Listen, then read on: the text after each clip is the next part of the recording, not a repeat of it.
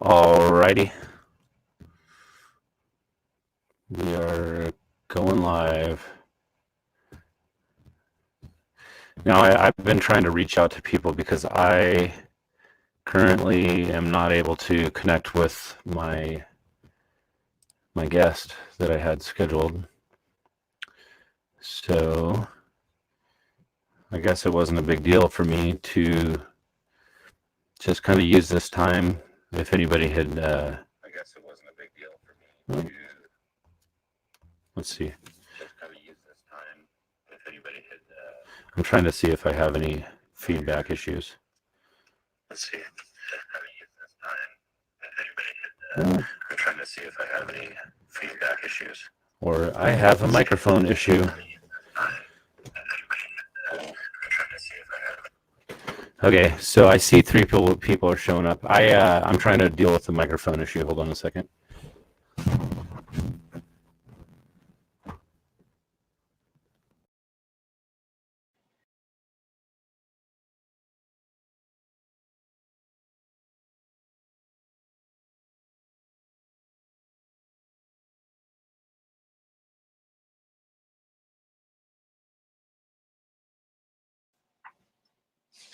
See if it works now. All right. Feedback issues. All right. Feedback issues. This is so funny. So I have my live stream playing on my phone and it just sounds messed up. Anyways. All right. So hi, Adriana. Yeah, so I'm just checking in because it turns out that I was unable to connect with my guest on today's show. Michael Best was actually, in fact, he actually is going to be able to connect a little bit later, but it turns out that I'm probably not going to be available, so I just thought I'd say hi to everybody for the time being. So let me see. So Adriana and Deborah, I appreciate anybody popping in here. I'm kind of going to open up an opportunity. If anybody has had a near-death experience or an out-of-body experience or just some sort of spiritual experience that defies logic or defies reality, I really have an interest in these kind of topics. So if there is anybody that is interested in having this platform to maybe tell your story, I just thought I'd share I'm going to invite people by sharing a link to the, let's see.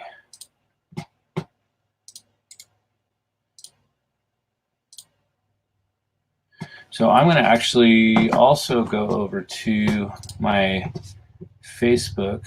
Let's see if my friend Ethan wants to pop on. He actually is a little nervous, but I'm going to give him the link anyway. Let's see.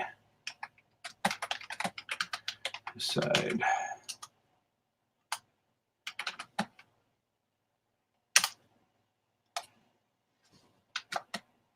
So no pressure.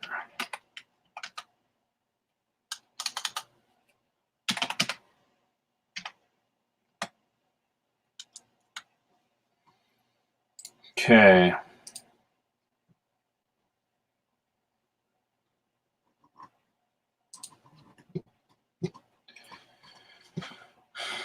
Okay, so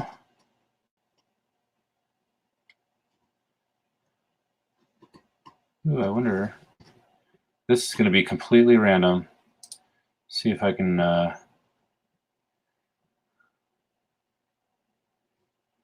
it's so funny, like all these people that are online, I'm actually going to try to reach out to and see if anybody wants to jump on. Some people that I haven't talked to or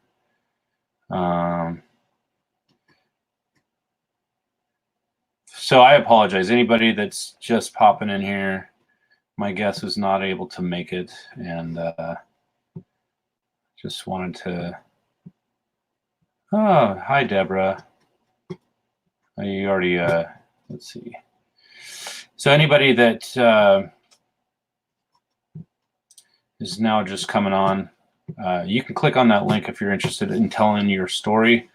I apologize. My guest Michael Best is not able to make it yet, so I just thought I'd give people an opportunity to jump on.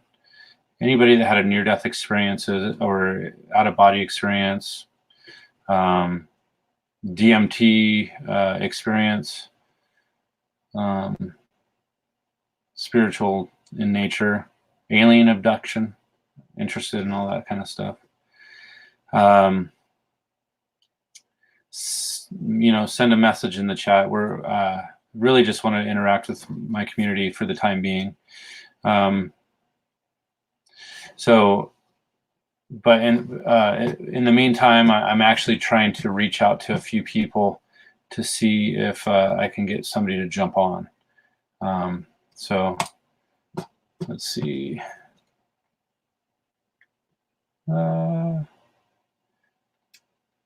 So bear with me for a bit here.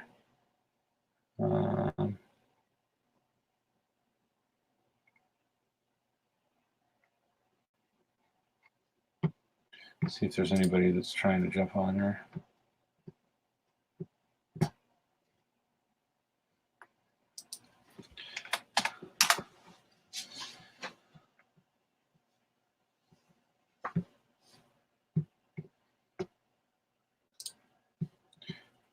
Sorry, once I get this thing going, it's going to be pretty awesome. Let's see if there's anybody.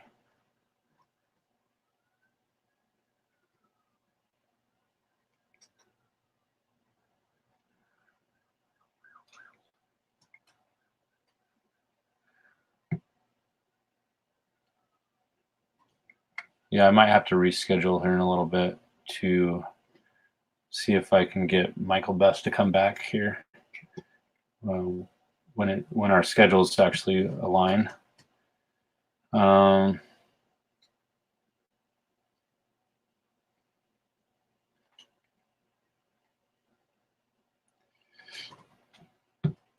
Here's a good one.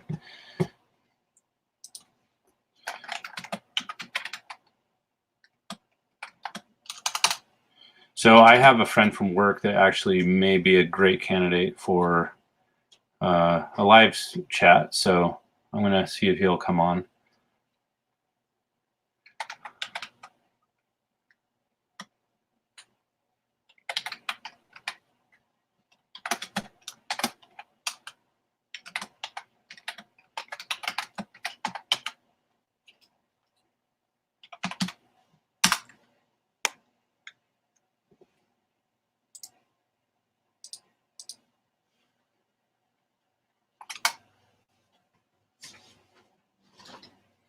So my friend Robert, I'm going to see if he is free to jump on. This guy actually, for anybody that might just show up right now, this may kind of go off topic a little bit because I have my guest who's not able to make it, but I'm pretty open-minded to most of this stuff, so I just wanted to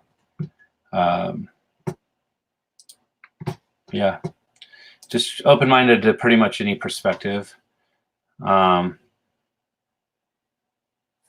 Okay, so Robert can't do it.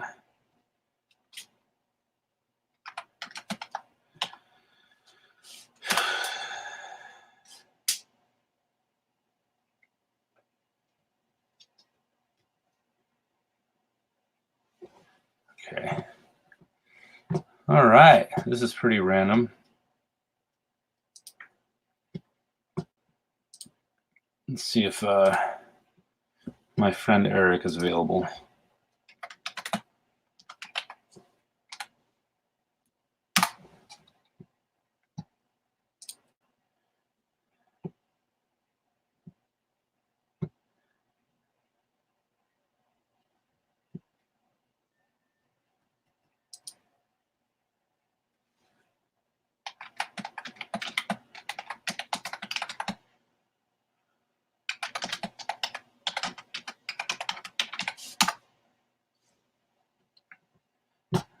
Okay, maybe Robert will jump on. We'll see here.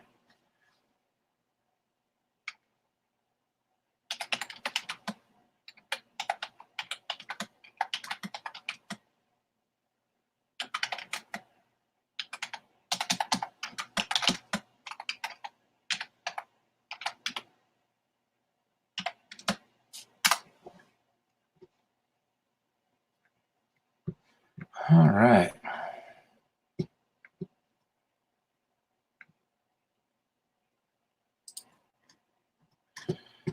All right, so it looks like I have 2 people here. I'm very sorry for any delays here. If you're just getting in, my guest was not able to make it. I'm just trying to reach out to people. If anybody is interested in having a live chat, I know that it's not the most comfortable thing to just get out there and just start talking to people on a live stream, but you know, it's all. I'm pretty laid back.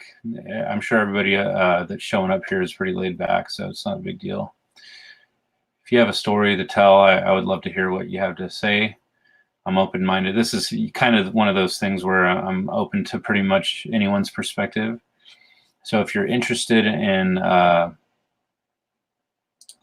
you know, opening up on the live stream, you're welcome to just click on this link that's in the chat, and basically you can, you know, jump on. I don't really care what your story is. If you're on the other side of the world, all the better, you know. I just, at this point, I'm just kind of hoping to connect with people because I have a little bit of time available currently. So, yeah, let's see if I can get any of these people. Let's see.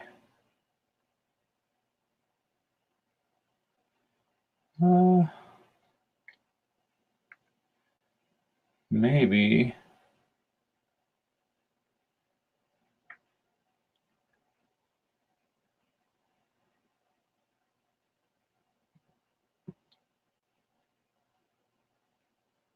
Huh. Okay. This would be super cool if my friend Jennifer would get on here. Let's see.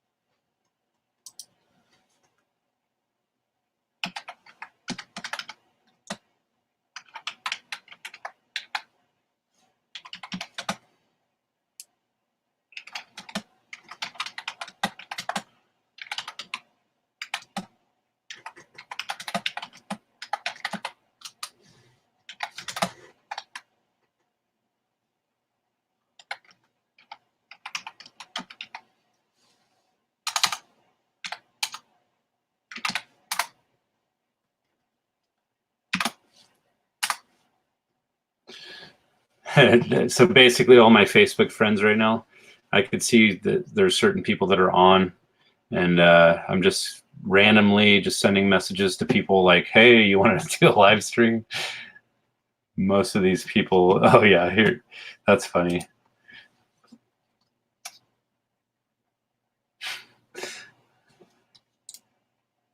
That's funny.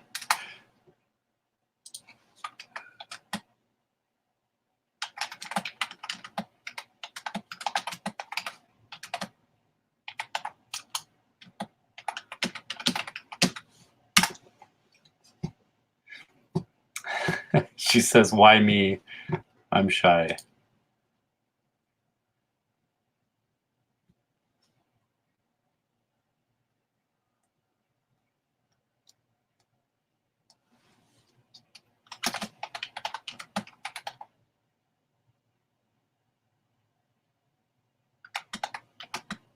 Um,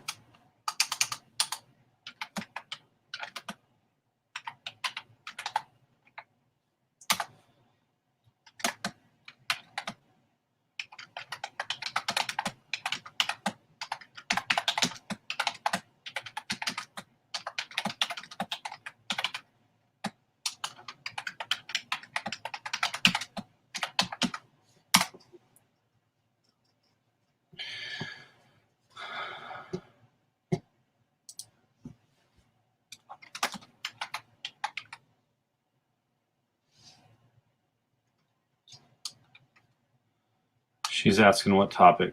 Okay.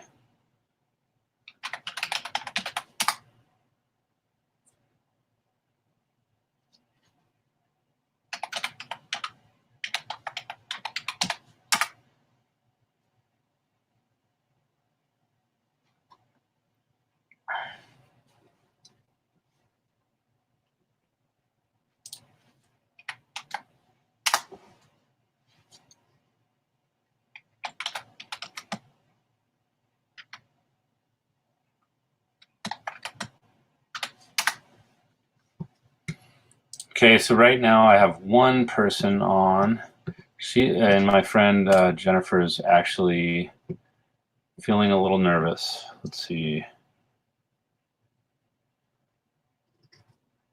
Hold on, I just got a post from Near-Death Experience.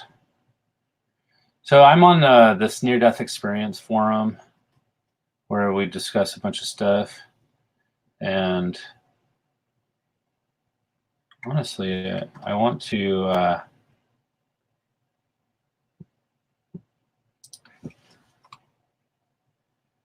so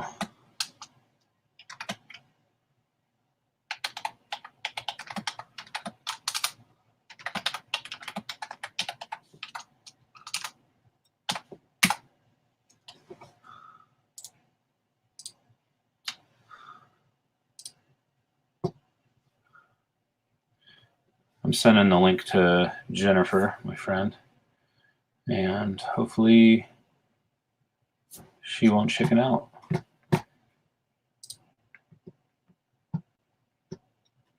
I know that some people are just like, meh.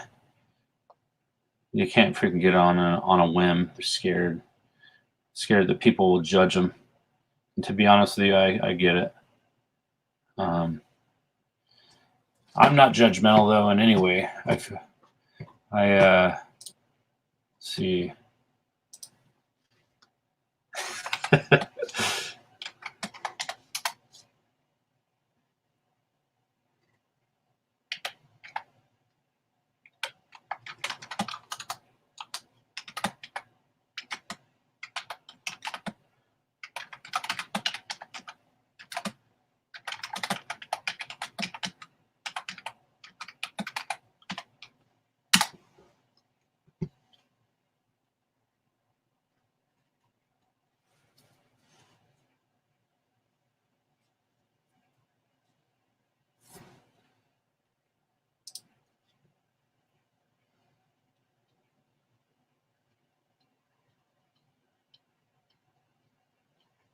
Okay, so let's see if Jennifer's willing to come on.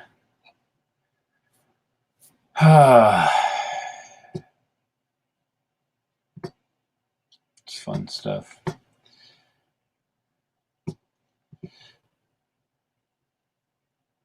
see.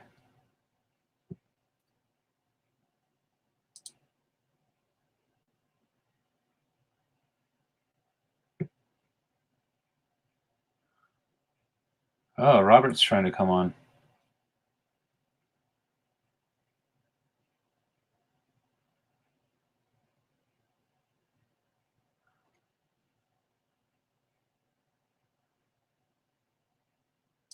Hold on.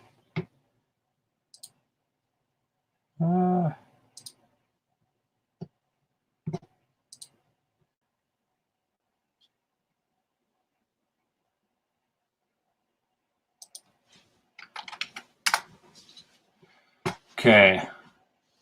It looks like I have two people that might be interested in jumping on, so I'm super excited about this.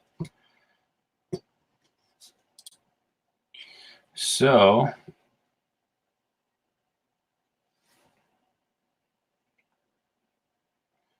I guess it's only taken 20 minutes to get somebody to freaking jump on. So let's see if my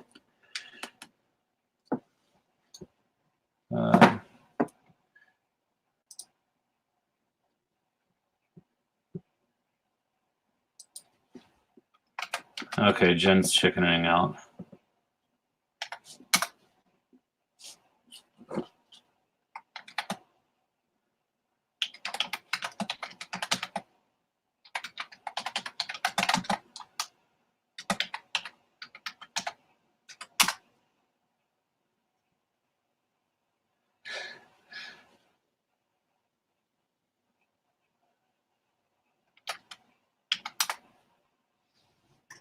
Okay, so Jen doesn't want to be seen on camera, so let's see if we can. I'm trying to convince her.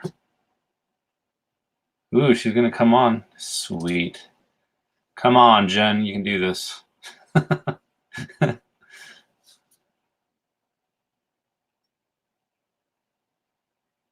See what we got here.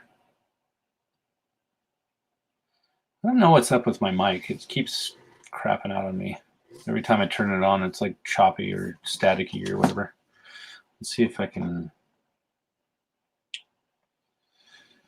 Let's see what we got here.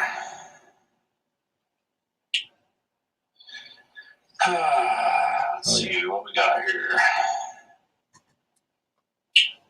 It's the worst live stream I've ever done.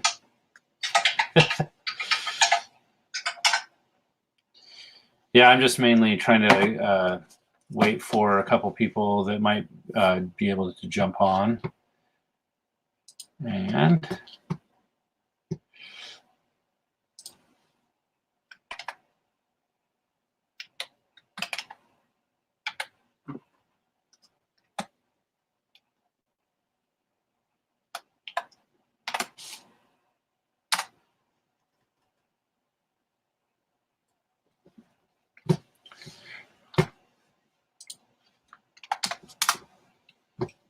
okay. All right, so any minute now we'll have somebody jumping on, hopefully. So if anybody's just showing up, Michael Best is not able to make it, so I'm just doing a random live stream, just talking to people, and anybody willing to jump on can jump on right now. First come, first serve, though. I'm not going to have like a bunch of people show up at one time, and then I guess it just depends. Let's see.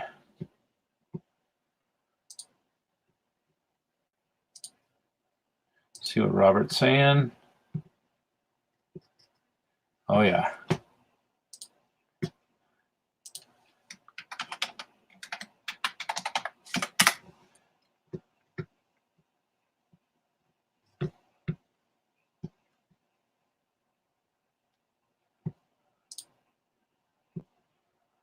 Okay, Robert's trying to get on, and it's saying it's freezing.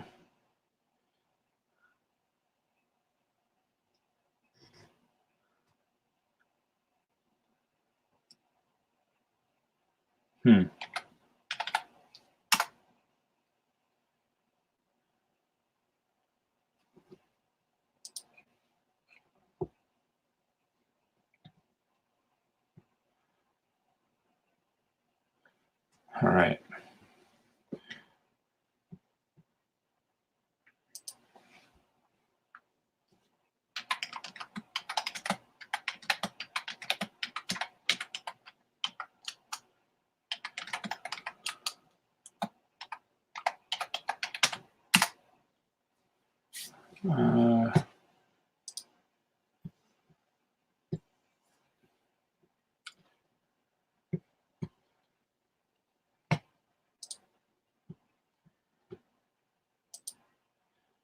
Okay.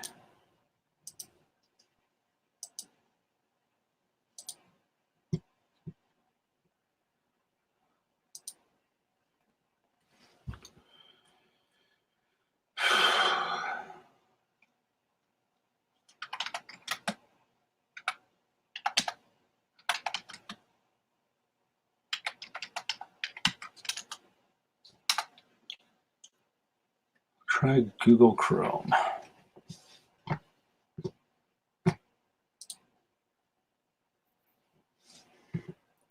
Hey, everybody. If you're just checking in now, I'm trying to work on getting somebody on here. So, see if Eric Jurdy.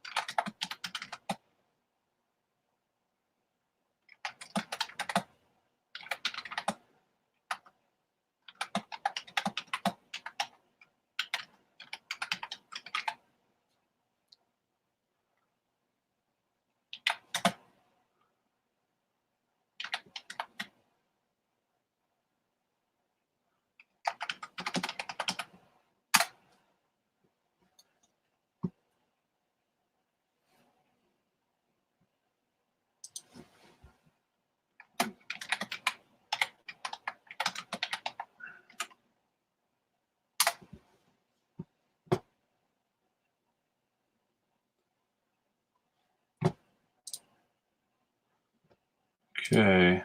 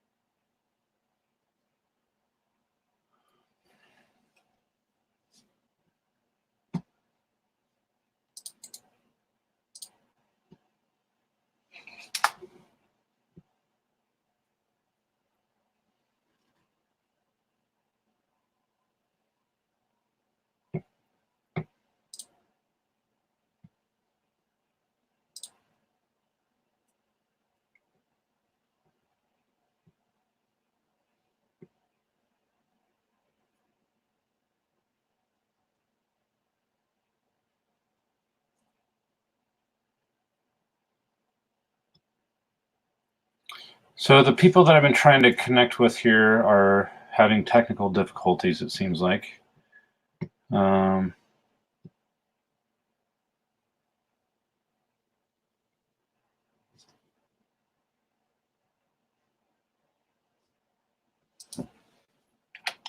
Okay.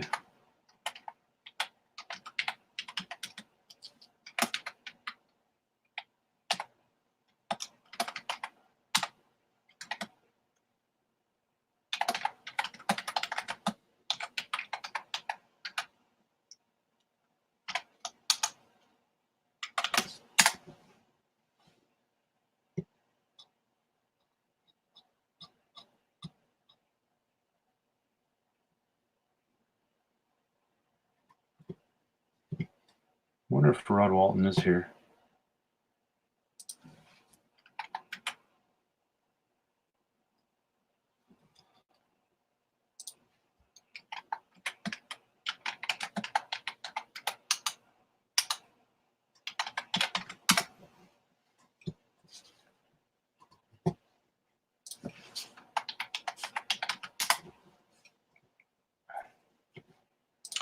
Okay.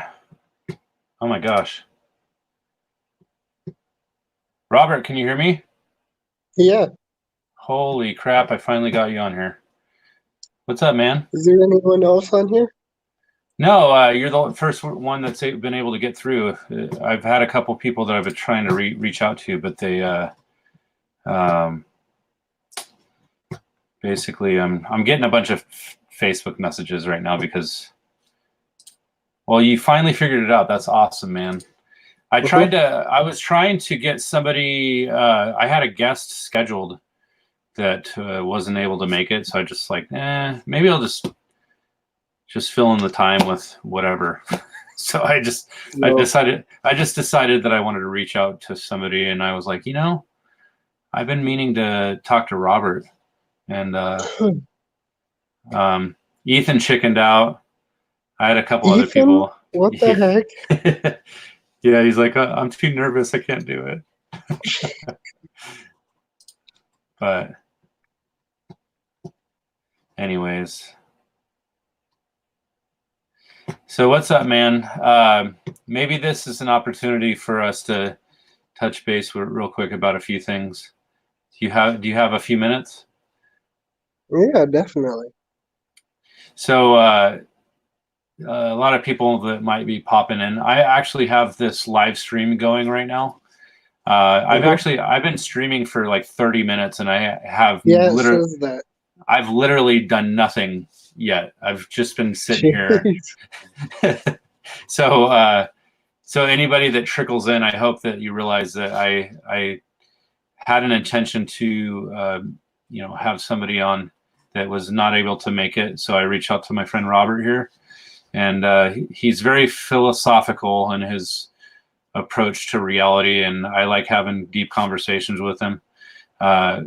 He's one of my favorite people to talk to because we don't always see things the same way, and I like to hear other people's perspectives and points of view, I guess you could say. So you had mentioned what's his name, Nietzsche or something like that. You always talk about that guy. Yeah. So I don't know. This is completely random. So if you have any thoughts that come up in your mind, just start saying them. Like I usually do. Yeah, you always like have these random thoughts on Facebook posts and stuff, like philosophical things. So a lot of the people that follow my channel, they believe in a higher power. And that's because I'm always posting videos about things like that. And now you believe in a higher power, but you don't necessarily believe in religion, right? I don't believe it's an entity of itself. I believe we are a higher power. That we are the higher power. We're all part of the same power. Oh, is the higher. You know, so like a lot of the near-death experience accounts that I listen to, they talk about that same kind of thing. They say that we are the extension of God. We are basically the conduits of God. So anything that has anything is really just an extension of God. And so however you define what that is, like God, really is irrelevant because, you know, whatever that is, you know, could be everything, could be nothing. I don't know. What's your thoughts on that? Yeah, you can still hear me, right? Yeah, I can hear you pretty good. It's a little muffled, but I can hear you fairly well. So okay, what was your question again? Just the thoughts, your thoughts on basically the higher power or higher consciousness or whatever. I don't know. What's your thought process on? Okay, our consciousness is created by the brain communicating with itself using neural pathways. I believe God is but a tulpa, almost like a interpretation. Yeah. Created by the power of our neocortex. Yeah. What's your thoughts on the pineal gland as far as like its interaction with I haven't really looked into the pineal gland. Well, the reason I'm talking about that is it really connects us to the emotional side of things. So like, so say for instance, hold on, I just got a message from somebody. Hold on. I got a message from. So somebody else might jump on here in a second too. You know Jennifer from work? Jennifer Glass. What's her last name? Glass. She works with Ethan all the time over at the Flying Probe or whatever. Oh, I think I know who you're talking about. That chick with glasses? Yeah, yep. Everyone calls her Ethan's mom. Work mom. Yeah, probably. I don't know. I like talking to her about stuff like this, so I just decided to reach out to her too. Really? So, I don't know, man. This is completely random. I've never done anything like this before where I just like decided to start messaging people on Facebook. Hey, you want to talk on a live stream? That's just so weird. But so anyways, so you just roll out of bed. If it was me, I'm a deep thinker in the morning, so hopefully you didn't sleep too much because maybe your brain got basically. If you're overslept, then it's hard to process as quickly. But so you said the neocortex is really the thing that helps us translate our reality. So we make sense of it through our neocortex. Is that what you're saying? Are you there still? Can you hear me now? Robert, I can't hear you. Can you hear me? Oh, I can hear you now. I don't know what happened.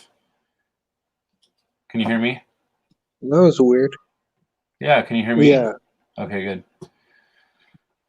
So yeah, so there's a few people that are popping in here. So if you like to rock people's world with your deep thinking, I mean, basically you're saying that you believe we are really, and I don't know, did you say that we're an extension of God in the sense that, and we process through our brain Yeah. consciousness? We're energy. We are energy? We're energy. Everything's energy. Yes. Yeah. Like We're energy, and we are energy created from light. If that makes sense. If it doesn't make sense, it does. Let's talk about that real quick I'm because sorry. no, energy. See, I look at everything as energetic, and this is an electrical universe in the sense that everything's either has electrical conductivity or it has resistance. So electricity will flow through anything that has conductivity, and if it has resistance, then it will not go through that. Now, if people can look at electricity like it's real, like and it's also spiritual. If spirituality can be looked at like in the form of electricity, it's easier to wrap your head around it, I think. And as far as like my perspective, because I actually look at spirituality like electricity, because like a ghost, for instance, a ghost is an energy field, right? It's an energy field, and you can actually sense it. Like say, our body can process certain like we can sense certain things, and I think that our brains are fine-tuned. Can you see me through your phone? Yeah. Okay. Anyways, just so you know, Excellent video quality. It's good video quality. Yeah, excellent. Good. So I've had some people pop in here. I don't know if can you see this message here pop up on the screen? Mm-hmm. Okay, so whenever somebody decides to start popping in here and just saying hello, I have the ability to just. So if anybody comes in here and just wants to talk about a deep philosophical thought process, I mean, this guy Robert here has some really deep ideas about reality, and that's one of the reasons I like talking to him. So now he has been trying to get me to look into Friedrich Nietzsche. Is that what you said his name is? Yeah, Friedrich Nietzsche. Yeah, isn't that guy like a German philosopher or something? Philosopher. Yeah. Yeah. So talk to me a little bit about Friedrich Nietzsche, because obviously I don't know if any of the listeners know who that is, and everybody has their own filter of belief, so they're going to filter everything that they see in this reality through their belief system. And so what's your position on that? What did you get from Friedrich Nietzsche that you thought was beneficial? He's kind of like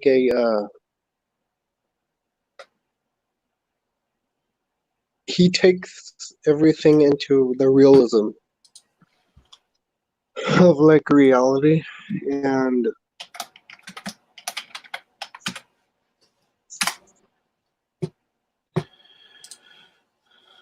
I know a whole bunch of his quotes because I study them all the time. Yeah. Oh So man, I can't think of the almost like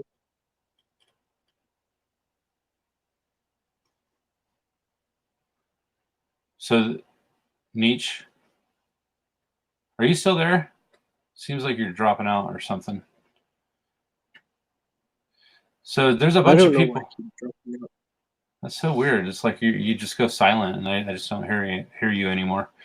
There's a few people that are actually checking in. So David Wolf is here now, and then so yeah.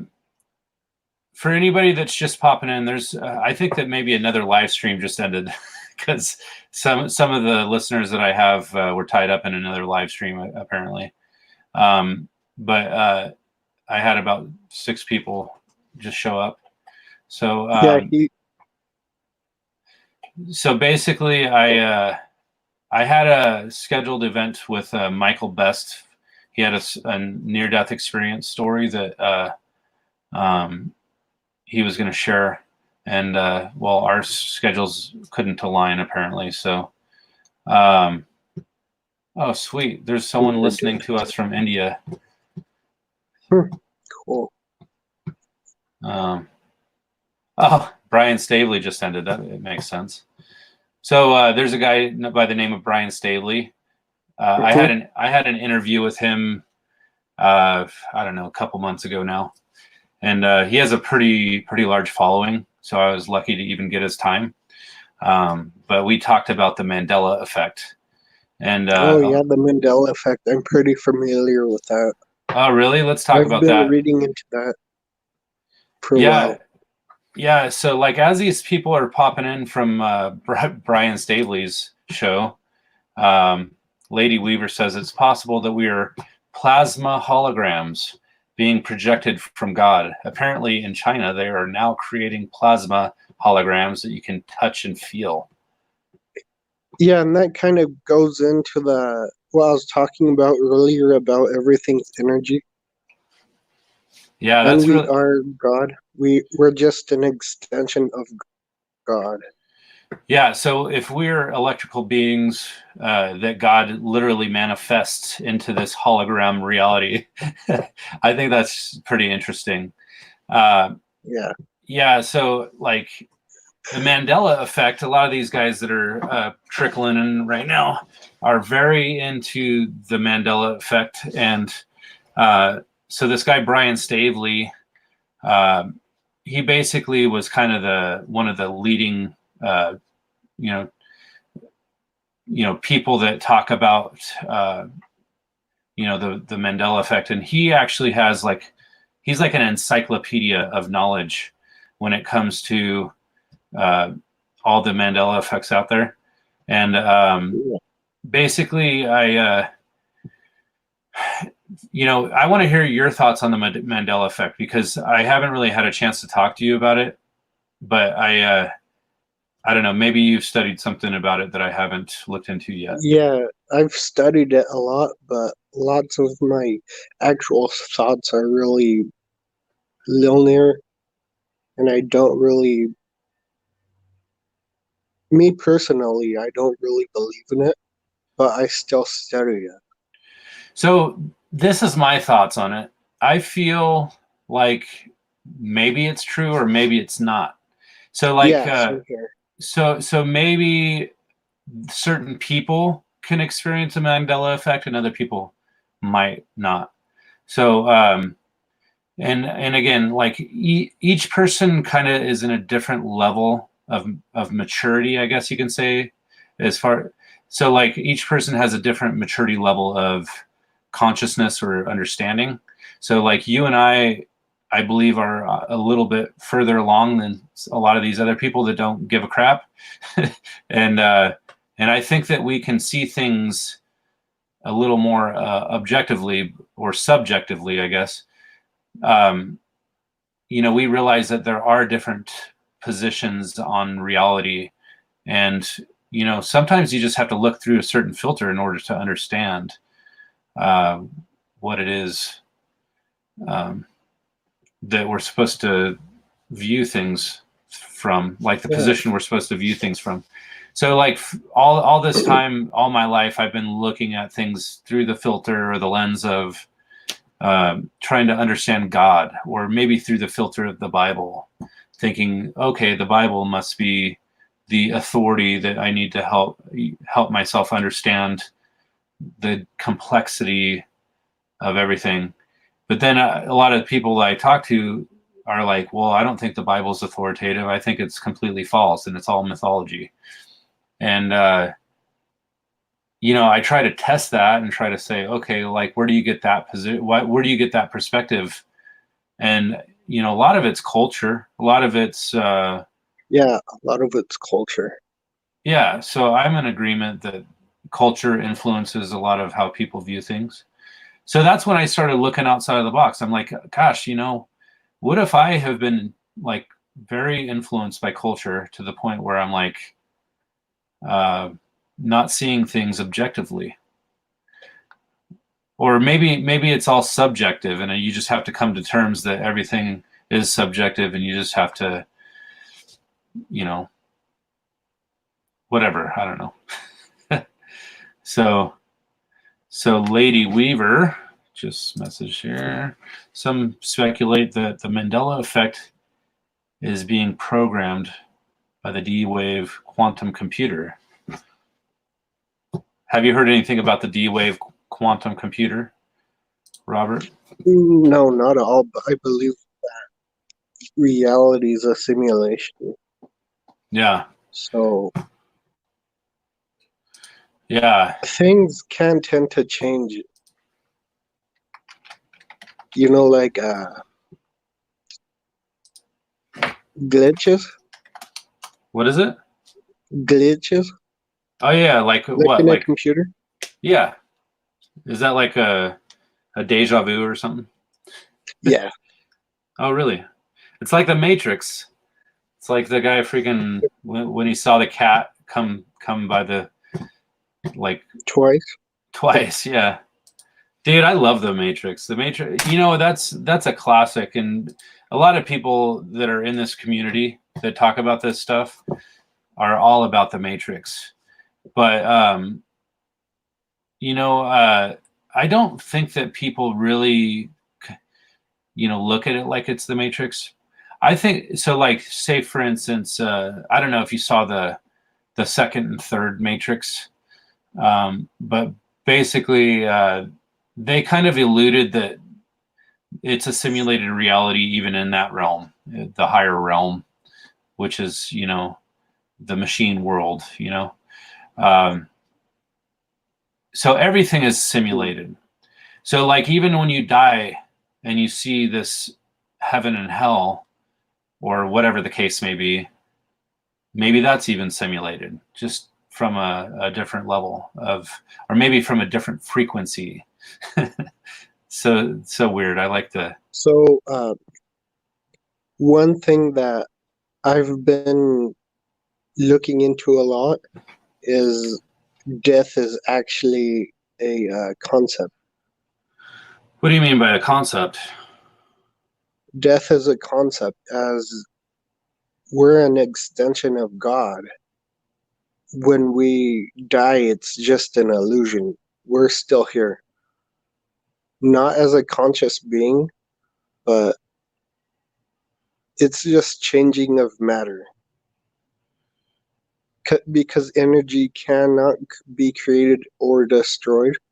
So just it's a passover, it's a change of matter. Well, yeah, and that's kind of what they talk about with like reincarnation or something. Yeah, there's a lot. Kind there's of like a lot of people. Yeah, there's a lot of people that don't believe that death is even anything. It's just it's really just one aspect of who we are that moves to the next phase.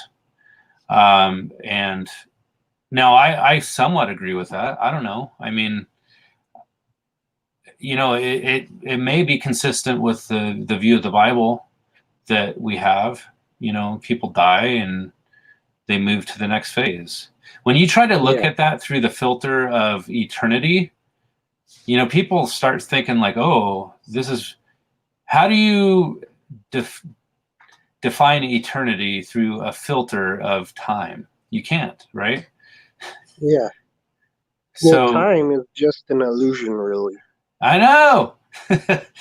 I freaking have. If you ever seen any of my videos, I have this intro where it shows time illusion media, and that's kind of been my uh, it's my media company that I'm gonna start like make official one day. I just haven't done it yet, but time has always been an interesting topic for me, and let's see. Lady Weaver is, let's see, in holographic fractal theory, if you change just one part of the image program, then the pattern will repeat throughout the whole. This could explain how Christ in the cross works. So now, I don't know what your thoughts are, Robert, on what she's saying, but a lot of people, you know, there's a lot of people that believe in, you know, Jesus being this transcendent being that that God manifest into human body. Now, Yeah. you might actually say that we are all God manifest in human body, or whatever the case may be. Where light into matter pass over, a Yeah, crossover, like on the cross. So I believe a lot of the things in the Bible are. Oh man, can't think of the word right now. Uh, they're trying to explain reality. yeah. Uh, okay, what'd she say? Sorry, I'm getting distracted here because Yeah, me too. I'm wanting this. I had one of my subscribers messaged me on my YouTube channel here on a different video, and I want him to come on here because he's actually had a lot of really awesome interviews. Let's see, come to my live stream. So Project Gaia is the name of the guy that he's interviewed a lot of like big name people, and I would love to actually interview him too. But anyways, yeah. So anyways, I think that all this stuff. So David Wolf is saying we're here to learn, and then we die and go to the next level. So what is the next level? Like, so like everything is a stepping stone of ascension, or is it something that is a lateral? You know how you could say a lateral move, like you don't advance or you don't like drop down and level, but then you can kind of go down in level also if you're not advancing yourself. So I think that everybody should advance themselves. They should all try. So obviously there's a theme, there's a pattern of people trying to get better or learn Yeah, or progress in a positive direction. You know, that could be by loving somebody, taking care of people. That's very productive. And people, that is a pattern I notice with not just near-death experiences, but I noticed that pattern with everything. Is that love? It builds people up, makes people feel secure and safe. But then again, the interesting thing about, like, you know, going through trials and tribulations is that yeah, actually that develops people too. So say for instance, like if you know, a lot of people that live in third world countries that are struggling, you know, suffering, hungry, thirsty, you know, they don't have a home, they're suffering just in all kinds of different ways. But you go there as like a missionary or something, and you give them a toy, and they flip out like that's the best thing that they could ever receive in their whole life, and they'll probably never forget that. Even if it's just like, what if you got a pair of shoes that was used, and they're like, oh my gosh, I got a pair of used shoes.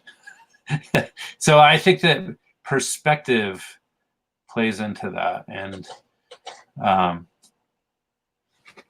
I don't know. I just there's a bunch of people that kind of showed up, and I just wanted to point out real quick that I have my friend Robert. This is somebody that I've been talking to from work, which is funny. Like one of my best friends from high school. This is his cousin, and we didn't meet. I mean, we kind of met. I met through my friend Josh, but that was when he was like 11 or 12, a long time ago. And I didn't remember that you were the one I met when you were a kid, but then later come to find out we're working together. And now Oh gosh, that's funny. it's a funny story, isn't it?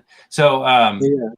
so if anybody want to hear, this is a small world type story. Um, you know, Robert and I work at the same place, and our company just shut down yesterday because of the COVID virus. Now, I don't know what do you know about that, Robert? You were supposed to go to work today, obviously, right? So Yeah. I actually worked all Well, week. I heard they worked in well, Ethan told me, Mhm. but they actually worked in the SpaceX, and that's where I'm from. That section. We worked yesterday. It was all like at 4 o'clock. They just decided to say, Oh, "Hey, really? everybody, we need to shut down because we have a positive case of COVID." And it's like, what? So what did they do? Did they just like evacuate you all? Well, we had to all leave within like 20 minutes. So, So and then there was how'd an they announce earthquake. it? Did you remember the earthquake, right? Freaking the Yeah. earthquake. Was that at work too? I was at work when that happened too. So Do anybody you that, feel that? yeah, dude, it was like a 6.5. It was a big old earthquake. Oh So, gosh. dude, where were you at when it happened? Were you sleeping I or was at home. it was like I was rocking at back and home forth. It playing was crazy. Tekken. And then everything started shaking, and now I got kind of annoyed because it messed up my winning streak on Tekken. Checking. I remember that. I haven't really, gosh, I haven't played video games in a long time. My wife is not a big fan of video games, but Oh yeah, Josh is neither. I know, I know. Or Josh. I know firsthand because I used to see her all the time getting on his case Okay, about it. what did she say on here? What? Lady Weaver? Yeah. She was saying the change repeats throughout the whole pattern is what I meant to Oh, say. So she was saying this, I believe, in holographic fractal theory, if you change just one part of the image or program, then the pattern will repeat throughout the whole. This could explain how Christ on the cross works. Um, she's a deep thinker. so I think in deep fractal theory, I haven't heard of that really, but it kind of goes into along the lines with how I believe in the multiverse theory. Mm-hmm. If one thing changes in one of the temporal dimensions, it'll change the other dimensions in slightly different ways, Just based on like the events in time. yeah, I think that people's perception of this multiverse or whatever, Yeah. this kind of ties into the Mandela effect, kind of, because a lot of people will say that Mandela effect is actually kind of jumping from what, or maybe things are changing in the matrix, so to speak, and we have memory of past events that happened that were in another dimensional reality, you might say. And I don't necessarily believe that, but at the same time, it's like a lot of people believe in the multiverse, and maybe there is, maybe we are all part of this expansive multiverse, but each part of us is just a mirror of itself, and it just goes on infinitely, right? That's kind of the thought process on Yeah. the multiverse. But as far as and again, I don't know. I don't really base anything on this because I don't really consider any of this authoritative because, and when I say authoritative, obviously everybody bases their thoughts on something being, like, say, for instance, you might consider somebody that is a doctor in astrophysics as being some sort of authority in physics, right? Because Yeah. they have credentials to prove that they went through the process of learning or whatever. And I don't really consider academia, giving somebody the edge on, on authority, because in a lot of ways, the universities kind of teach you to be biased. And biased thinking is actually, it's when you start implementing a belief system. And once you start implementing a belief system, I'm gonna pull out the quote from Crow 777. He says, "Belief is the enemy of knowing. Belief is the enemy of knowing." And I don't disagree with that, because I believe that you should know something before you invest or vest yourself into something. Now, I believe I talked to Lady Weaver about this on a video when I had basically I had Howard Storm, one of the guys on my let's see, for the record, I'm a baptized believer in Jesus Christ. Okay, so this is exactly what I'm talking about. So Lady Weaver, so she's saying that she's approaching this from the perspective that, she believes in Jesus. I'm guessing that the Bible is the final authority, right? And Yeah.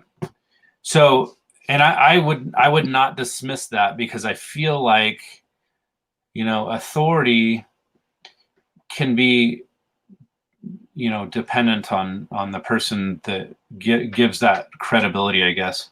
So so as far as the Bible is concerned, I feel like you might have looked at the Bible at some point in time and said, okay, I found a bunch of holes. I found flaws in the Bible that make it to where the Bible is not authoritative to me.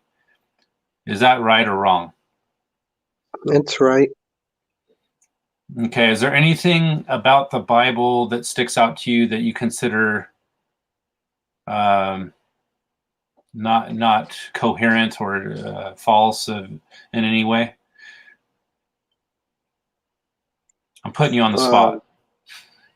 Yeah, a lot of things actually, but This is the kind of the thing that first. I think. This is the kind of thing that I think people should hear, because if they believe in something, they need to kind of hear the other side of the Mhm. thought process. So I want to hear your thoughts on why you think the Bible is not authoritative. Why I do think it's authoritative Oh, in okay. its So, own right. and Yeah, like yeah. it implements a lot of rules on us and a lot of standards which we should live by. Hmm. And I think that's really well, actually, Friedrich Nietzsche. That's why he didn't like religion in the first place, because it implements rules on us. Hmm. Um, Yeah. I mean, do you think that rules are ultimately not. Are they I think inherently they're good. good, or are they inherently not good? Yeah, I think they're good. Rules are a good starting point for a lot of things, and we should go by rules Hmm. because a lot of things, if we have no direction in the universe or direction in how we should act, um, a lot of things chaos tends to take over, and Yeah, I think or we that. make our Yeah, own rules. I think there's patterns that point to, uh, everything in reality that we know. We've been kind of building on from, going back to history. And you can say that, our forefathers, identified the certain things, and then they decided that they're going to implement rules or laws to help guide humanity into whatever that might be. I mean, you might say that our society now wants peace, but I don't know. I mean, in some ways, I feel like chaos to some degree helps people depend on the government. So I think that the Hmm. government has kind of a motivation to create some sort of chaos in order for us to depend on it. And that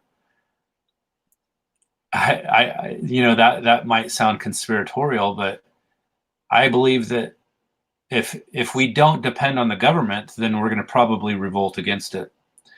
Yeah, So this Hegelian dialectic of basically, create a problem. I guess it's problem.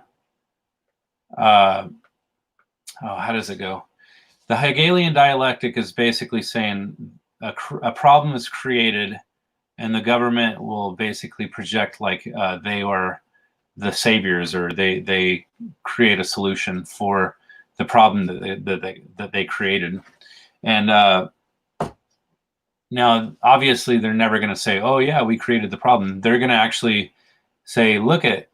So, like in this situation that we're in now with like COVID, um, yeah, I have reason to believe that not only is this a false flag. Yeah, problem, reaction, solution. That's exactly right. So Lady Weaver got it right. That's exactly what I was trying to come up with, and for some reason I was having a brain fart. So that's what Hegelian dialectic means: is problem, reaction, solution. So the problem is created by the higher power. I'm not going to say the government necessarily, but the people will react to the problem, and then the solution is going to be. So, like in the instance of COVID, you could hmm, say, um, you know, when they did this Event 201, I don't know if you saw this, but it was like this thing that Bill Gates put on, or he funded this scenario of what it might look like if a pandemic, if the coronavirus broke out in a pandemic. And this is like back in yeah. October or Jeez. August. So it was before anything even happened. I mean, yeah, I think it was starting to affect certain people, like in China or something, but it wasn't like a world event until like March. So basically, so if you look at it in terms of problem, reaction, solution, uh, you know, we we can say that the problem was created back in 2006 when America put a patent on COVID-19, which, believe it or not, you can actually find the paper trail that leads back to that. Oh And yeah, I've then actually heard that. I've I been know, looking a lot into theories about COVID-19. oh, no kidding. I mean, So a lot of them. I'm even like talking to this one girl, and she's made this group on Facebook about mhm, COVID-19 theories, yeah, and yeah, I've been following it for some time now, and the theories are pretty bizarre, but we look into all of them, not just one.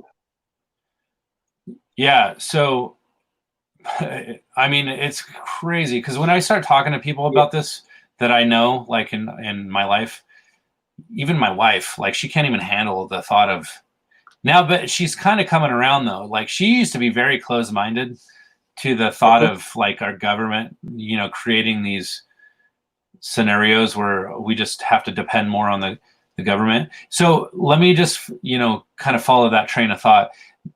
Bill Gates is the second richest man in the world. And I'm going to venture to say that there's probably richer people out there that just are not on the books, like Yeah. like the Rothschilds or something like that. Um, so basically, Bill Gates is kind of the mouthpiece of the elites, and he's trying to implement this vaccination. So now, first of all, if people are scared right now, like they're starting to shit their pants a little bit. They're like, oh man, what are we gonna do when this virus? I mean, right now, even people at our work, they're like, oh my gosh, what if we have it? We were at work or whatever, and they're talking about like cleaning uh, the plant or whatever. But I don't know if that doesn't. What if we were exposed to the people that had it? I mean, I don't know. Personally, I'm not scared. I think that it's like equivalent to like the flu or something. I don't think that it Yeah. just like kills. Obviously, it's less Well, than. I have a video later I'll send you on the COVID-19, and Mhm, it's like the flu in terms of what you experience, but mhm. it's more dangerous because it spreads faster, a lot faster, and no one's immune to it. Yeah, Say that people are actually immune to the flu, like certain strains of the flu. This is a totally different thing. It's yeah. totally Like you can new. keep getting No it one's immune to it. So we can pass it down to someone even and no after one's we immune get to it, it. right? No, like I'm saying that no one's immune to it, so everyone can get it. Well, yeah. You're in contact with. Yeah, so the thing that Bill Gates, this is his vested interest, and not just him, but like anybody who's involved, even the government or anything. Yeah. They basically last year, I think Europe got the patent on the vaccination for COVID-19. They have not even rolled out the vaccination yet. They're doing clinical trials right now, which I believe they're starting to give some of the vaccines to people in Europe. Don't Mhm. quote me on that because I don't really know if the sources that I get are reliable, but I've been hearing rumors that, I've heard it was patented, but by a pharmaceutical company in where was it? Canada. mhm. So yeah, we all hear different things. Yeah. So again, this goes back to information. I don't know if anybody can really hone in on the exact truth, but as far as like eating the meat and spitting out the bones, I mean, we got to just Yeah. consider all the information that's out there. And for the most part, I don't believe anything that's happening per se. I'm just trying to kind of sort through things and see, if things can hold up to scrutiny. Um, so this whole thing about vaccines. So Lady Weaver says Bill Gates in one breath will say his vaccines will save lives. And the very next breath, he'll say that vaccines will slow down population growth. Now, what's Oh funny boy. about that? It's true. He totally says that. We the Georgia Guidestones. Are you familiar with that, Robert? Uh, So the Georgia Guidestones is basically. Let me pull up a picture of it. Um, they have this monument, stone monument that's kind of like the American Stonehenge, they call it, and yeah. so basically, Georgia Guidestones were basically. Hold on, let me pull it up here. ORGIE Guidestones. Okay, so Georgia Guidestones were this the American Stonehenge, and basically, let me just pull up an image that kind of shows some of the instructions. It's a okay. See if I can pull it up on my phone here. Tell me if you can see this. It says maintain humanity under 500 million in perpetual balance with nature.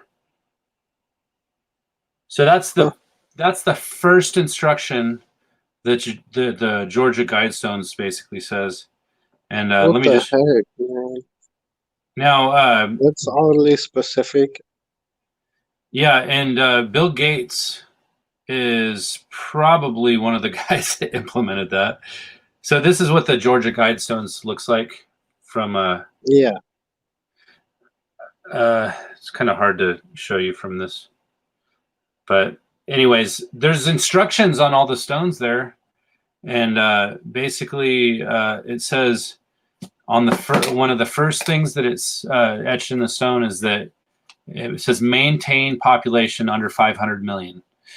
So if we are currently at 7 billion, what would that suggest? There's a lot of the higher power people that are trying to find ways to lower the population. I can tell you right now that they probably, the healthcare agency called Planned Parenthood, I think that they should never use the word healthcare, because I think it's all freaking BS. They're literally trying to depopulate humanity by aborting babies, or even just they're trying to target certain types of people. Like, believe it or not, Margaret Sanger, the person who started Planned Parenthood, she was basically, I think she was against black people, and she wanted to control the black population. So she would target black people. Damn. She targeted black people so that they could have abortions. And I think it's always been that way. And I think that, not just Planned Parenthood, but, I think a lot of the stuff that they're doing now. The CDC? Yeah, the CDC, like all kinds of different stuff. I think the CDC is just a freaking facade for trying to say that they care about people. But you can actually follow the paper trail, and all CDC covers up a bunch of stuff. They, oh yeah, freaking aborted babies become ingredients in vaccines. So true, so true. I don't know if you ever looked into any of this stuff, Robert, but anyways, so as far as let's see, hold on. David Wolf says that's not right. I'm in Rhode Island, not sure if we have that yet, but I think Massachusetts has that law. Let's see.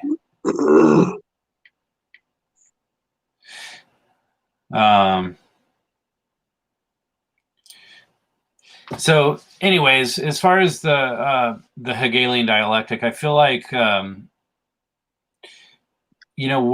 people are going to start, like,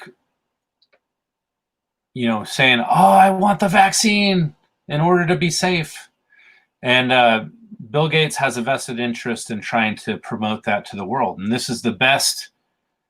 Honestly, this is better than any kind of advertising you would ever be able to get. Is that social media is now running away with that.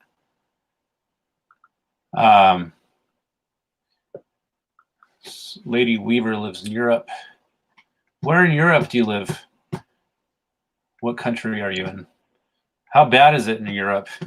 I feel like it's worse in Europe than here. But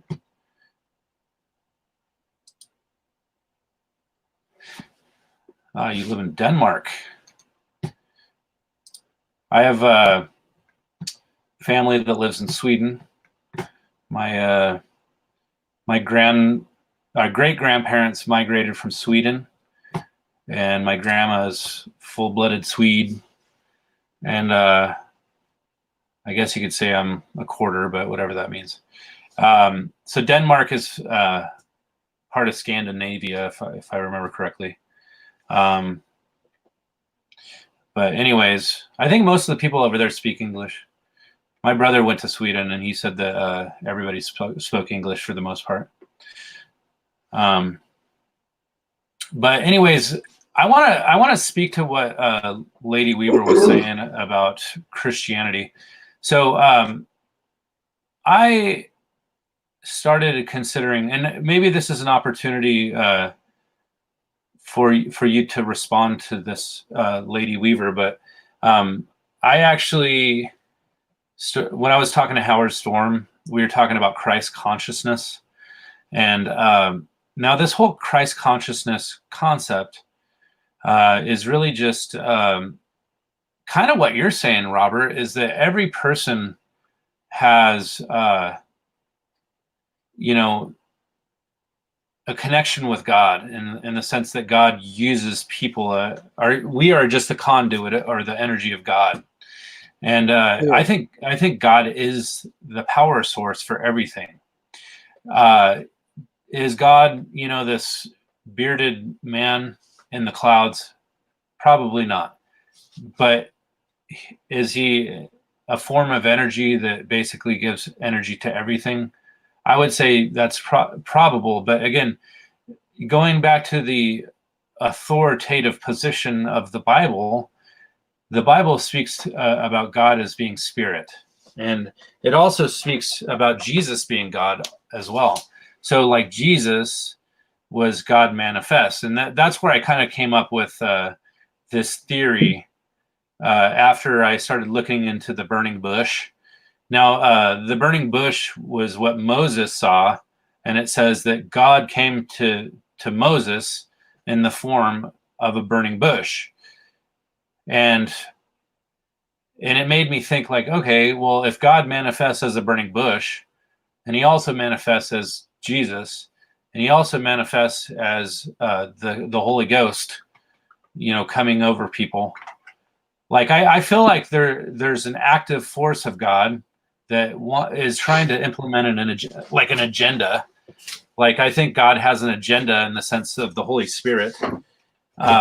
So anybody that isn't religious, doesn't really understand religion fully, but like maybe they dismiss it and say, well, I don't really believe in religion. You kind of have to have a fundamental belief system in order to interpret any of this. Because I feel like Robert, I don't know if your belief system is,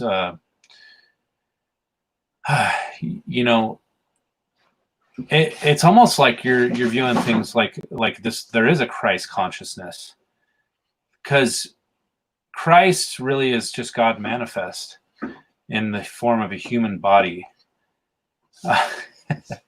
David Wolf says he's a shapeshifter. I don't know. That's what's interesting is that God?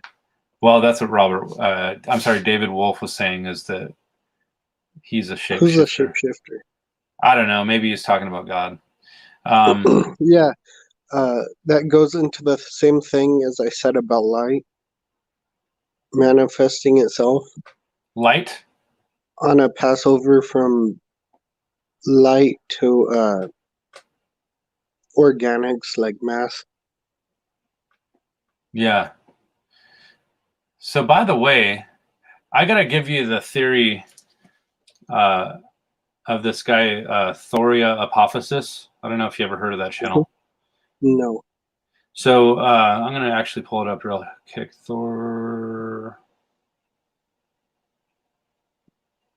Thoria Apophysis. So let me see if I can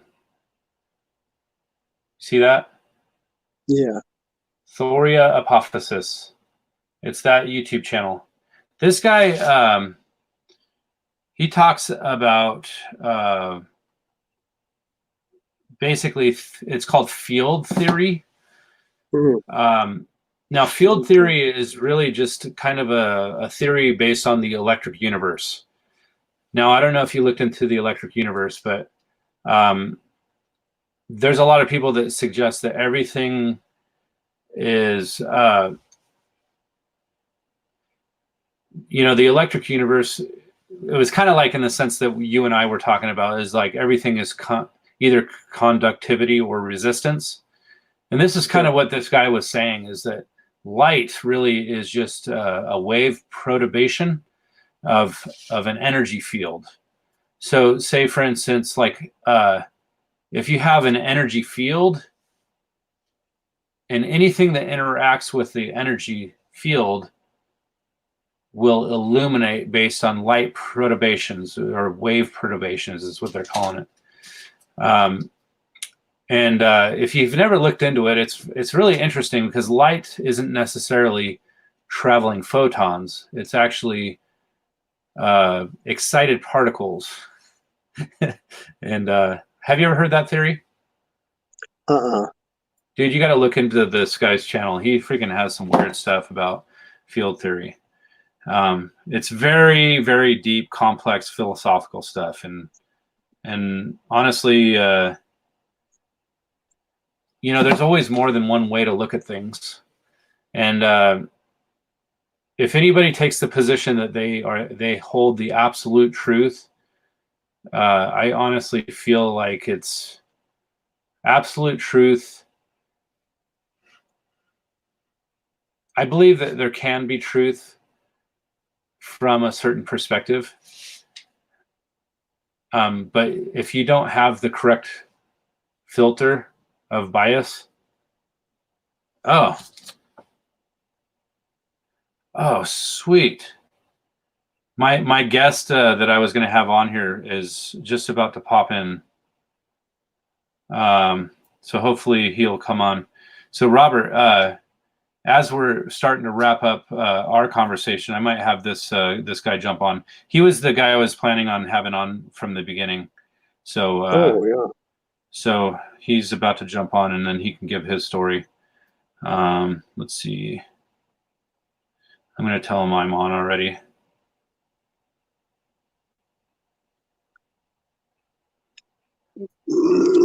So if there's anybody out there that is interested in hearing the story from Michael Best, he's just about to come on, and he's going to talk about his near-death experience. And my friend Robert, I know him from work. I guess we go way back in the sense that he's the cousin of my best friend from high school. So, and it's a small world, because that's not how I met him necessarily. I met him a long time ago when he was like 11 or 12, but I didn't remember him when I saw him again. We work with each other at this place. I don't want to say the name, because they're all about like ITAR or secret, whatever. So I don't want to, share with you guys where I'm working, but me and Robert work together. They've recently shut down the plant because they have a positive case of COVID. And anyways, I appreciate you coming on, Robert, and talking to me about stuff. Lady Weaver just said, imagine Jesus as the manifestation of God, as God's perfect humanity to us humans, and the Holy Spirit is the manifestation of God's perfect, very personal humanity to each individual. Holographic. Let's see. So Robert, if you want, you can stay on the live stream when Michael Best pops in here, and you can kind of hear our conversation if you're interested. But once he gets on here, I'm probably going to just start talking about his near-death experience. So okay. So if anybody out there has any questions for Robert, he's a very philosophical guy, and if you have any deep philosophical questions, then I'm sure that he can expand on some of that. But just for the time being, I'm probably going to kick you off, Robert, here shortly because he's going to be coming on. So, Okay. Yeah, I need to. It's about time for me to eat, anyways. yeah. Yeah, so you're welcome People to. don't really think about it, but we sleep 8 hours at night. Mhm. Some of us, most of us, get like 4 hours, but we actually fast when we sleep. Is that why they call To, it break fast when you eat in the morning? yeah, yeah, because you're breaking your fast. Yeah. Here, hold on a second. Yeah, so I'm going to keep my headphones on while I go over here and shut the door because, or actually, hold on a second.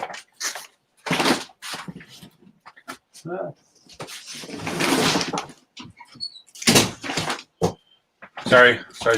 Yo, I'll probably just send you some videos. Yeah, send me some videos. And material. Yeah, send me something over when you get a chance. So Michael Bess is going to pop in here in a second. A lot of things that I believe in, a lot of things that I've learned over the years. I really can't. I'm not good at explaining things because of the medical condition that I have. You know, the Asperger's.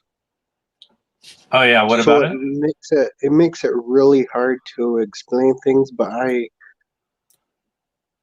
like the Yeah, it's things hard that to I articulate.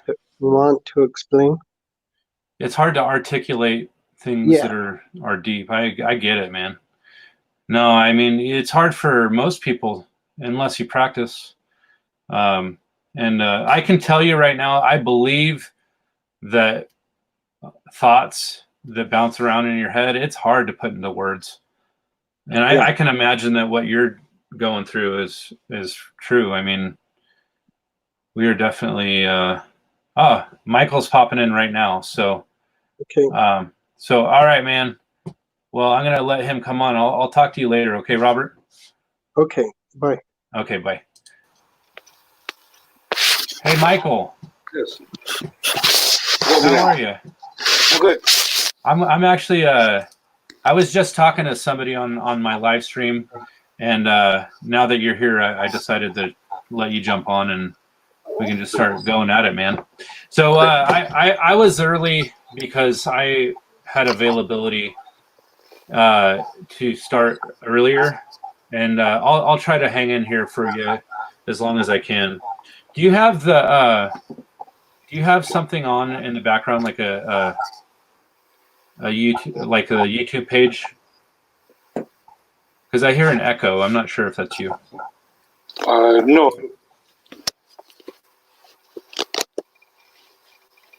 just a message on that. So, Okay. All right. Well, either way, how you doing today? I appreciate you showing up, man. yeah, okay. No, I'm doing good. Yeah. So I set this live stream up so that people can just pop in, and if they have any questions as we're going, they can you can answer whatever questions, and um, I understand. We met through the Facebook forum. I forget which one. I'm on all of them, to be honest with you. I like to talk to everybody from their perspectives on near-death experiences. And you said that you had a near-death experience or an all-death experience. I don't really know all the details about it, but Well, I've had several experiences in my life since about the age of 10 to present, where I know I'm out of body. I'm aware of myself being elsewhere than being lying in bed. mm-hmm. And it's the understanding of being in that dream there and going, okay, this is a dream. I can experiment in here. As a kid, that was sort of like a playground to me. And so I never thought that what I was doing was unusual or extraordinary. It was just something that I was able to do, and I took the opportunity to try and experiment with dreams and lucid dreamings, which come with out of body travel. Lucid dreamings are out of body travel. That's what I'm saying. So when you're saying out of body travel? Yeah. Okay. That means the energy that's you, or what they call a soul, leaves the physical body, which is this fleshy body that we walk around here on Earth with. Yeah. It leaves that. This soul part of it is sort of the operator of the machine, which is the body. Yeah.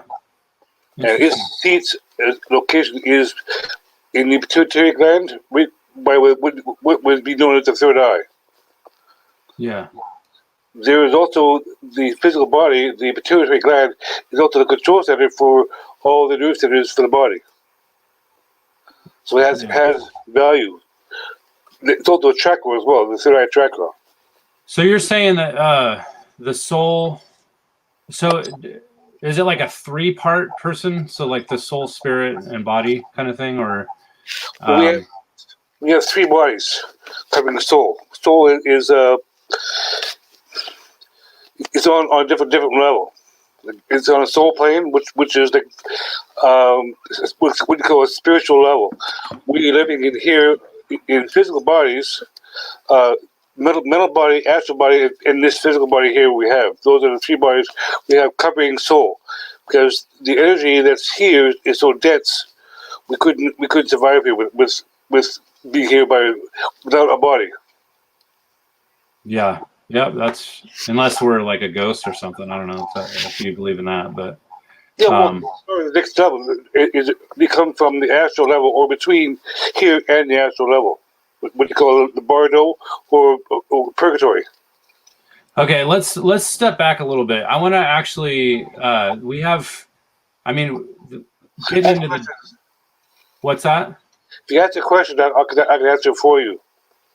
Well, so I'm interested to kind of hear your, I guess, near-death experience. So, like, what happened that kind of led you into this mindset? I mean, or did you have an out-of-body experience? Did you actually die and were resuscitated, or what happened with you?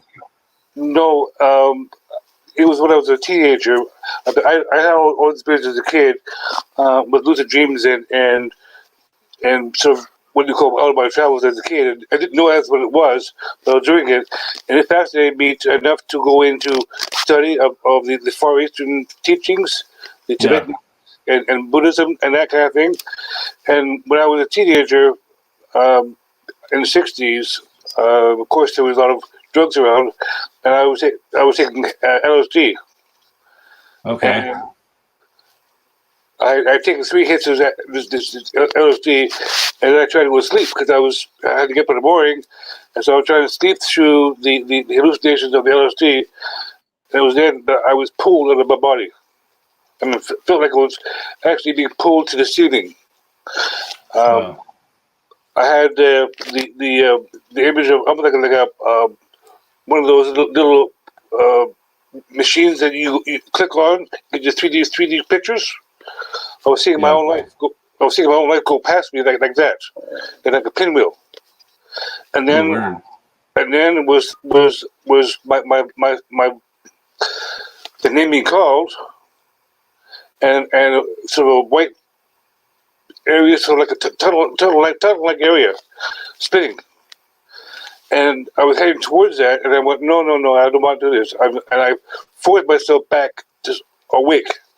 And it was a struggle for me to go from that being pulled towards the light and these angelic voices to get up out of bed. I mean, just come back to my body. So this is onset by having an LSD experience? Yeah. Okay. That can happen to. I mean, they used to do that with hallucinatory drugs. Yeah. For shamans to teach the next shaman how to use that for I guess for predicting the future or crap crop, stuff like that. So they did like peyote or coca leaves. We use as well in southern like South America for the shamans and the tribes.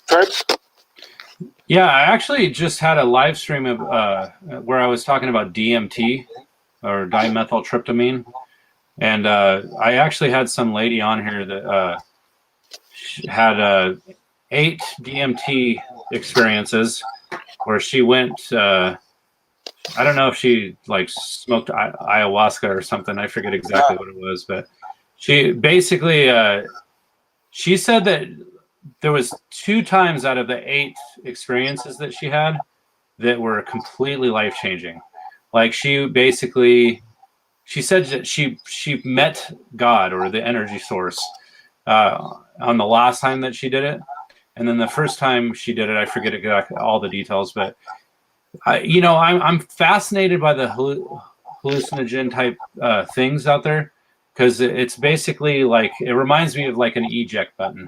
So like your brain, I look at the brain like so one of my listeners, now again, a lot of the people that listen to what I have to say are coming from a Christian perspective, because that's kind of my background. I talk a little bit about that stuff, and I feel like I like to talk about philosophy and interpretation of just based on someone's belief system. And now the Bible actually talks about this. It says, one of my listeners, Lady Weaver, she says the Bible refers to witchcraft, or it refers to this kind of stuff as witchcraft or pharmacia. Now, so I grew up believing that LSD and any hallucinogen or just smoking pot or something or anything that you put into your body to alter your mind was actually bad, right? Now, later I started realizing that a lot of these things are found on Earth, like DMT or whatever. I mean, honestly, when I started researching near-death experiences, I started realizing that the brain releases DMT as you're dying, and a lot of people might argue that our brains are actually having a hallucination as we're dying. Now, whatever that means, I mean, I actually feel like hallucination is subjective, because maybe it's not really hallucination. Maybe it's just our inability to interpret what is actually like going through our brain at that time, or maybe in our spirit brain or whatever that is. Because I feel like like when people return to their body, like you went out of your body when you had an LSD experience, right? So you started realizing when you got back, like you probably don't know how to interpret all the stuff that you experienced, right? At the time, no. But later on, when I started a particular field of study, I did have an experience of out-of-body travel without any drugs, without any, no alcohol was involved, no drugs of any kind. I was actually stone cold sober and asleep. Just before I jumped up into deep sleep, I heard a buzzing sound in my ear, which was reminiscent to the one I remember as a teenager. And so I said, I'm going to let it go. I'm going to go with it. I'm going to see what happens. And buzzing got louder, and all of a sudden, next thing I knew, I was beside myself on the floor, standing up, presumably with feet on the floor, and me inside the bed, and knowing that, and my wife beside me. And so I said, okay, I'm here. I want to experiment a little bit with this form, with where I mean in my astral self, with my body beside me. And I put my head out to the window, glass window, to look outside, see if my head would hit the wall with the window, or would go through. And it passed through, and I was able to look around outside, and it was cold outside in winter. There was no temperature change. And then I started walking around my room a little bit, and then out the front door. And so I was fully aware of what I was doing. I was in full control of my movements and aware of where I was at the time. And then the next thing you know, I woke up the next morning remembering that dream. It wasn't a dream, though. It was a reality. I knew what was happening. Okay. And this is the part that leaves by death. Yeah, that's really interesting. I'm going to bring up another thing that Lady Weaver was saying. She says, I don't think that they are inherently bad, but they do open us up to other realms where we can be open to deception if we are not wise. Now, I personally believe, with all the research that I've been doing with near-death experiences, that people can actually be deceived going to the other realm, quote unquote. And now, deception, what's your thoughts on deception when it comes to that? Well, put it this way. Individual, when we leave this body here to go on the other side, travel there, we don't change and automatically become, if we're a bad person in life here, we don't automatically become a good person as soon as we die and go on the other side. There is consequences for our actions here. It's all through Christian writings here about vengeance, which is not vengeance. It's more or less a balancing the scales. If I wrong you, then I owe you, right? Or if you wrong me, then you owe me, and the debt has to be satisfied before we can move on. All debts must be satisfied so we can advance ourselves, grow ourselves, and the big tool, the thing that we were told before was love. The path of love was the way home. It's been like emphasized through all teachings that when we walk the path of love, we walk in the path home towards God, because that's who He is, God of love, and love is God.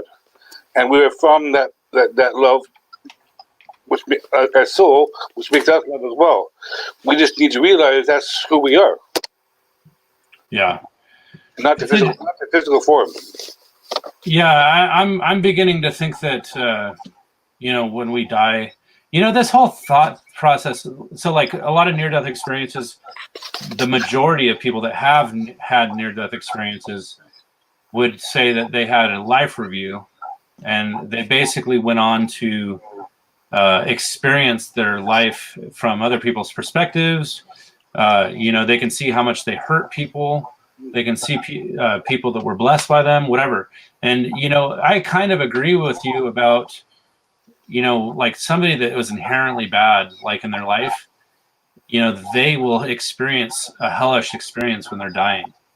And now, for those who are Christians that might kind of have the worldview that we're going to die and go to judgment and whatever and end up in heaven or hell, I'm almost kind of leaning just based on and again, I don't know if I can really look at near-death experiences like they're authoritative, just because there's so many different perspectives and they're not all consistent. No. But granted, I think that there's patterns. I think that there are patterns that show that we all individual, unique individuals, like a snowflake, all unique. Yeah, and I agree with you. So my viewpoint can't be your viewpoint, because if you look at Einstein's theory of relativity, two objects cannot occupy the same space at the same time. So if I'm viewing something from this angle here, like straight ahead, and I say, "Hey, can you see that?" From you cannot see until I move, and you step on my spot to get my viewpoint. But then again, my viewpoint changes now because I've moved. Yeah. So you can never see from my viewpoint, or only from your viewpoint. You can have a similar experience, but it will be your experience and my experience, the two separate experiences. Yeah, I've kind of gathered that too, based on the different experiences that I've heard. I've heard probably 400 different experiences, plus or minus. I mean, I might have heard more now. I don't even know. I'm not counting. But the patterns that I notice is that somebody will have an out of body experience, which happens a lot in, the experiences that people have from DMT, or they have it from LSD or mushrooms or whatever. They have out of body experiences, and then you were watching your body from outside of, and you're popping your head through the wall, which is crazy to me. But as far as, the patterns that I see is that you will, kind of go into this realm outside of this reality, and you end up like seeing other beings, family members, whatever. And then you also like go through a tunnel that has like light at the end of the tunnel. And then you meet the spirit, or the, like say a Native American would say, I met the Great Spirit, or something like that. Or in an Eastern religion, they'll say, I saw God, the God cloud, or the universe. I met Buddha, or I met Muhammad, or they met Yeah. Well, sure, they were there, of course, because they're part of the inner learning. So that from when we leave here, when we're done learning what we need here, which is been told, love is the pathway to go to the road home, without a doubt. When I left my body, physically, what I'm trying to say is the astral body is finer than the physical body. So passing through a wall, be like passing our physical body passing through smoke. The particles of the smoke are so far apart we can pass through it. Mm-hmm. Same thing when we in the astral form. This physical world is where you see ghosts go through walls, but the walls don't. Their molecules are different than what they are, so they pass through easily, like smoke. So if you were to say, if you were that person, that ghost walking the hallway, all you would see was smoke, and you walk right through it. You wouldn't stop because it's a wall. You wouldn't see the wall. You follow? Yeah. If we can believe in ghosts, then we can believe in an afterlife. So Yeah. what are ghosts? I think about that often. I think about, people having experiences with ghosts, or like they might see something, but then they don't know if they really see it, or maybe they perceive something. Like say sometimes like I'll be like in a room and I'll sense a presence next to me, and I'll look and nothing's there. And it's like, gosh, it almost seems like there's somebody there. And I feel like my senses are heightened ever since I started looking into all this stuff. Like, I don't know if it's like a demon, like tracking me, or if it's like maybe my mom or something from the other side, or I don't know. I mean, I think about stuff like that. Well, they do. They are aware of us. They do aware of us, and they can interact with us in small ways. Our lost ones who passed on before us, they can interact with us. It's difficult for them, but they can. The astral form, like when I was as a kid, it was the same thing as lucid. When people talk about lucid dreams, and they go, "What is a lucid dream?" Well, lucid dream, from my understanding, is an astral travel experience, but it is presented in a dream. Mm-hmm. Done that so that we don't freak out. If we tell something there about ourselves there that was true, our mind could handle it. We never wake up. So we're not giving anything that we cannot handle. Yeah. We're not showing anything that we cannot handle. We have a loving Father who's our heavenly Father. Oh, okay. Yeah, I wanted to know your perspective on this. So the Heavenly Father, what's your position on that? Well, God, okay, we come from God, okay, and we are here in physical forms, so we can learn about God and learn about ourselves. Mm-hmm. As soul, and what our place in heaven is supposed to be. And in order for us to understand the whole aspects of ourselves, which is positive and negative, Mm-hmm. we need a physical forms to be able to experience pain. The way we do it in physical form, so we know what's right and wrong, so we can learn from our mistakes. which is why I think hell is not a permanent place. It's only until a person decides, okay, I did wrong. I want to make amends. Then he's allowed to try and make amends and reshape his life. So for anybody that's listening to what we're talking about, I've talked to a couple people that have had near-death experiences that tried to explain the ineffability of near-death experiences, and basically they'll say that time doesn't exist, or not on the same level that we perceive here. Yeah. And so in other words, like some people could die for just like 12 seconds and then be resuscitated, and they'll say that they were gone for 1,000 years or something like that. And based on what you're saying about hell, a lot of people would say like, oh, well, the Bible says, that there will be eternal hellfire, or things like that. They'll start saying, okay, well, how could a loving God throw you in hell for eternity? That doesn't make any sense, or whatever. And I started thinking about this whole concept of hell. Maybe time, our filter of understanding of time, is interpreted through that concept, and maybe that's the wrong way to look at it. Maybe hell, there is no concept of time there. But go ahead. What are you thinking about that? Well, see, with hell, it's a place of discipline. Like it was, you got to. Let's say we'll take an obvious one, Hitler. Okay, I mean everyone knows the name and his associations. Now he goes there. He has to say, "I was right to do what I did, and I'm not going to apologize for it." Well, he may go to the big fire and stand there until he decides that his actions were wrong, and now he wants to make amends. Because we here on Earth, I mean, we built prisons. I mean, originally for reform, to reform somebody from being bad to good. That didn't work. It's just now housing individuals. But we can still pardons. We still give paroles. How can we, as a human being, be more compassionate and more merciful than God? Yeah. I don't know. I mean, what's interesting is probably, like, I don't know. I would say probably 90% of the near-death experiences that I've heard is that people have this euphoric love experience that they feel coming from God or the Creator or whatever it is.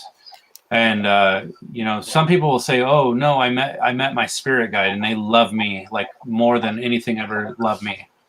And I don't know. I hear all these different, and the thing is, what is this concept of love that is coming from near-death experiences? It's just like, it makes me feel like that is the one consistent thing that I see in near-death experiences. That it also tracks through all religions as well. Love has been one of the underlying features of all religions. Love is being the path of doing the right way on the path to God is the path of love. Period. And I said before that God there has no form and no shape, but is love. And love is an energy. Just like hate is an energy. Hate, anger is an energy. It's a negative energy. Love is a positive energy. And we live in a universe of opposites. Or dichotomous, two sides. So so like if you look at it in terms of like a magnet, there's the positive and negative polar, attraction or whatever, and obviously that makes sense in that way of looking at it. But so like, what's the negative? I mean, we associate the positive with God. What is the negative? Is it like demonic, or is it like the evil that we understand? No, the negative is things like greed, anger, the seven sins, basically. Being in love with oneself, right? Like to excess, like a narcissist. killing somebody for fun, that kind of thing. The sudden deadly sins are the ones which causes us to accumulate karma. Karma is the debt we need to pay back for an action that we took, a choice we made. Yeah, it's funny. Like I'm getting some big major echo. I don't know what's going on.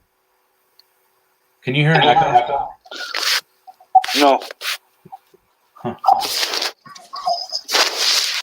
Sorry, I'm getting like severe feedback.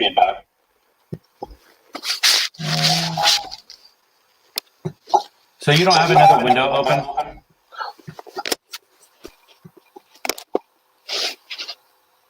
No. Is it on? I don't know. Sometimes this happens on StreamYard. Well, you got to mention too that during this time of crisis, everybody can be home or going to be either on a phone or on an iPad or the smartphone or computer to reach out to talk to somebody because they're stuck at home. Yeah. Hey, real quick, I want to. So, Lady Weaver, can you read that? Says maybe hell is where we get all the bad stuff burned off, so God's spark can return you to your Creator. And since it's outside of time, it feels like eternity. Well, we as soul are eternal beings. We just live in a finite body. Our bodies here are finite for a reason. So we have like school. Like we go through grades in school, grade 1 through 12, whatever. Each grade we have to learn a certain amount of lessons in order to pass to the next grade. This is what Earth is for. Mm-hmm.